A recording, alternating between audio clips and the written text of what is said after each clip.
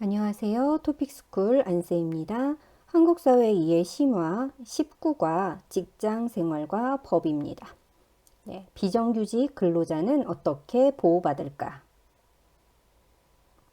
비정규직 근로자의 상황. 정규직과 달리 비정규직 근로자는 고용기간이 짧습니다.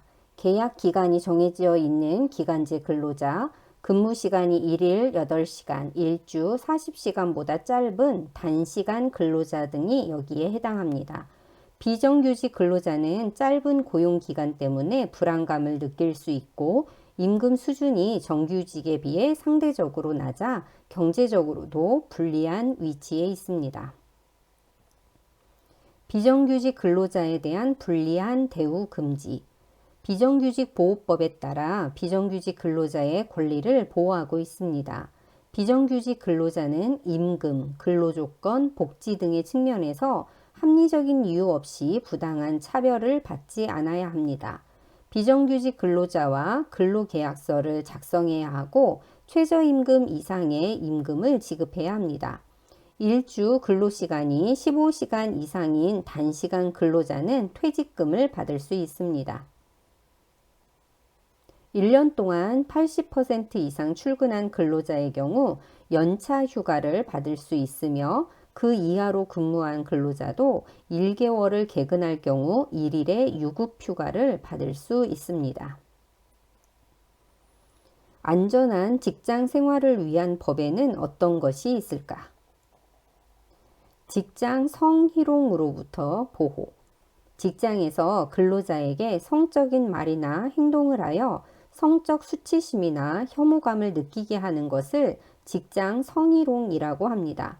이러한 행위는 모두 범죄이므로 법적 처벌을 받게 됩니다. 직장 성희롱을 당한 경우에는 거부 의사를 분명히 밝히고 그러한 행위를 중단하라고 요청해야 합니다. 그럼에도 해결되지 않으면 회사에 있는 고충 처리기관에 신고해야 합니다. 모성보호. 한국에서는 출산과 양육을 장려하기 위해 모성보호를 위한 법을 시행하고 있습니다. 생리 중인 여성 근로자는 미리 신청하면 월 1일의 생리휴가를 무급으로 사용할 수 있습니다. 임신한 근로자는 위험한 일을 맡지 않아야 하며 임신 후 12주 이내 또는 36주 이후에는 1일 2시간씩 근로시간을 단축할 수 있습니다. 또한 출산 전후로 90일의 휴가를 사용할 수 있습니다. 12개월 미만의 유아가 있는 여성 근로자는 1일 2회 각각 30분 이상의 유급 수유 시간을 가질 수 있습니다.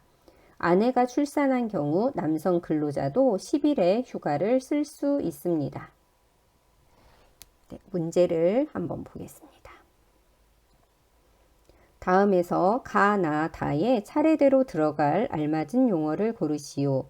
일반적으로 정년까지 일하는 것이 보장되지 않고 상대적으로 고용기간이 짧은 근로자를 가라고 한다. 가는 계약 기간이 정해져 있는 나와 근로시간이 1일 8시간, 일주 40시간보다 더 짧은 다로 구분된다. 그래서 정규직과는 다른 고용기간이 짧은 근로자, 이제 비정규직이라고 하고요. 가가 비정규직, 그다음에 계약 기간이 정해져 있는 기간제 근로자, 그다음에 좀 짧게 일하는 근로자의 형태를 단시간 근로자, 이렇게 해서 3번이 되겠습니다. 비정규직 근로자의 법적 권리에 대한 설명으로 옳은 것을 고르시오. 1번 근로계약서가 불필요하다. 2번 별도의 협상 없이 최저임금으로 계약하게 된다. 3번 1개월을 개근하면 1일의 유급휴가를 받을 수 있다. 4번 일주일에 5시간 이상 근무하면 퇴직금을 받을 수 있다. 그래서 옳은 것은 이제 3번이 되겠습니다. 근로계약서는 반드시 작성해야 하고요. 최저임금 이상의 임금을 지급해야 합니다. 그 다음에 일주일에 15시간 이상 근무하면 퇴직금을 받을 수 있습니다. 다음 괄호에 들어갈 용어로 옳은 것을 고르시오. 1년 동안 80% 이상 출근한 근로자의 경우 무엇을 받을 수 있다. 그래서 연차 휴가라고 합니다. 다음 괄호에 들어갈 용어로 옳은 것을 고르시오. 직장 내의 지위를 이용하여 다른 근로자에게 성적인 말이나 행동을 통해 성적 수치심을 유발하거나 혐오감을 느끼게 하는 것을 직장 이것이라고 한다. 이는 범죄 행위에 해당하며 처벌을 받게 된다. 그래서 직장 성희롱이라고 합니다. 다음 사례에 대한 대응으로 적절하지 않은 것을 고르시오. 회식 자리에서 직장 상사가 불쾌한 신체 접촉을 하는 경우, 직장 동료가 성적 불쾌감을 초래하는 모습이나 사진을 보여주는 경우, 이게 바로 직장 성희롱에 관련된 거고요. 이거에 대한 대응, 1번 거부 의사를 직접 분명하게 밝힌다. 2번 회사에 있는 고충 처리 기관에 알린다. 3번 직장과 관련된 일이니 참고 넘어간다. 4번 고용노동부나 국가인권위원회에 신고한다. 직장 내 성희롱은 범죄이기 때문에 참고 넘어가서는 안 되고요. 그렇습니다. 모성 보호를 위한 한국의 법에 대한 진술로 옳은 것을 고르시오. 1번 남녀 근로자 모두 한 달에 한 번 생리휴가를 쓸 수 있다. 2번 배우자가 출산한 경우에도 10일의 유급휴가를 받을 수 있다. 3번 출산과 양육으로 인해 임신한 여성을 근로자로 고용해서는 안 된다. 4번 임신한 근로자는 임신 12주부터 36주 사이에 일일 3시간씩 근로시간을 단축할 수 있다. 그래서 옳은 것은 2번이 되겠고요. 여성 근로자가 무급으로 생리휴가를 쓸 수 있습니다.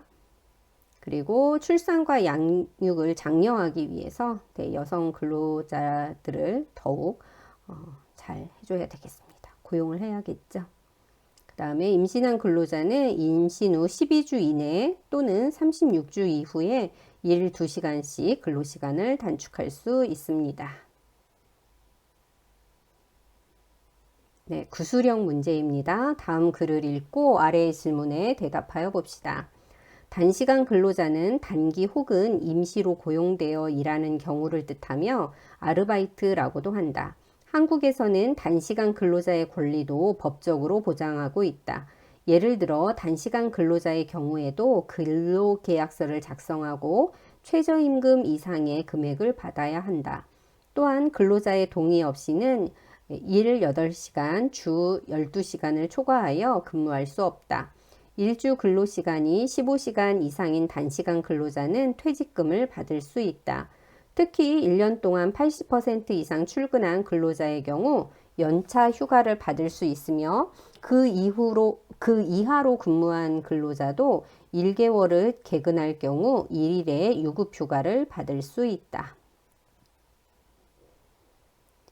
단시간 근로자가 퇴직금을 받을 수 있는 조건을 말해보세요. 일주 근로시간이 15시간 이상이면 퇴직금을 받을 수 있습니다. 단시간 근로자가 연차 휴가와 1일의 유급휴가를 받을 수 있는 경우를 말해보세요. 1년 동안 80% 이상 출근하면 연차 휴가를 받을 수 있습니다. 1년 이하로 근무한 근로자도 1개월을 개근할 경우 1일의 유급휴가를 받을 수 있습니다. 단시간 근로자의 권리도 법적으로 보장해야 하는 이유는 무엇일까요? 비정규직 근로자는 짧은 고용기간 때문에 불안감을 느낄 수 있고 임금 수준이 정규직에 비해 상대적으로 낮아 경제적으로도 불리한 위치에 있기 때문입니다. 작문형 문제입니다. 다음 내용을 포함하여 직장에서의 모성보호라는 제목으로 글을 쓰시오. 한국에서 모성보호를 위한 법을 만든 이유는 무엇일까요? 여성 근로자에게 주어지는 권리에는 어떤 것이 있나요? 모성보호를 위해 직장에서 어떤 배려를 하면 좋을까요? 생각해 보시고요. 예시를 한번 보여드리겠습니다.